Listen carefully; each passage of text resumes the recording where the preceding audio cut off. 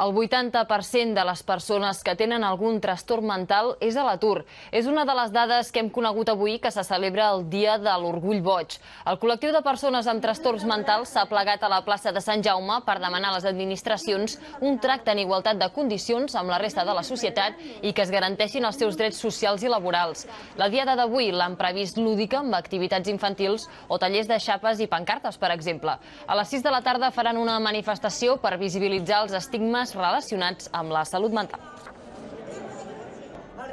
Pensen que són persones imprevisibles, perilloses, amb les que no es pot confiar en nosaltres. I això el que genera és discriminació a nivell laboral, a nivell familiar, a nivell relacional entre amics. Dret a que no et facin tractaments que no vols, com que et lliguin a un llit, com que et punxin medicació sense permís, com que no et deixin veure la família. Drets fonamentals, dies com avui, continuem reivindicant-los.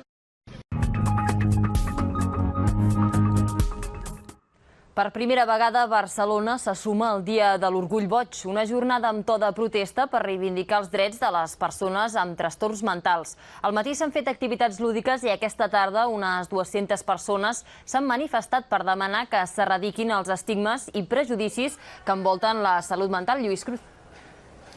Sí, de fet, aquesta manifestació ha estat l'acte central d'aquesta jornada reivindicativa que ha començat a la plaça de Catalunya a mitja tarda i ha acabat on som ara mateix, a la plaça del Rei.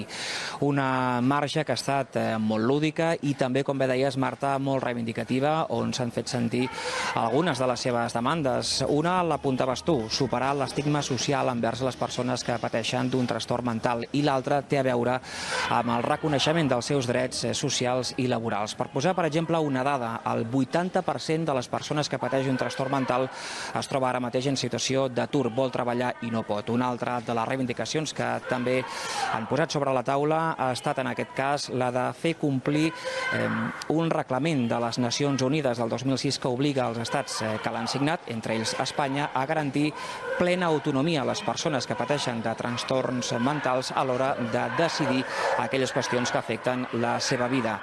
En aquest sentit, hem preguntat a la Generalitat per això i ens han assegurat que ja hi estan treballant de cares a que sigui una realitat de cares al 2020.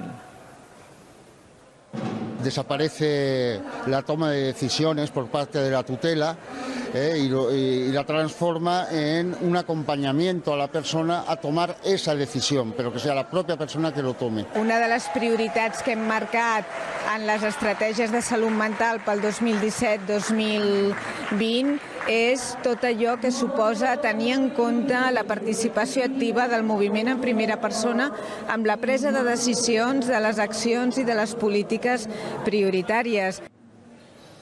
Ara mateix aquí a la plaça del Rei s'està celebrant una performance, evidentment reivindicativa. A la jornada li quedarà encara actuacions musicals per posar la cirereta al pastís d'una jornada lúdica, reivindicativa, que sense complexos ha estat boja a l'hora de fer sentir la seva veu.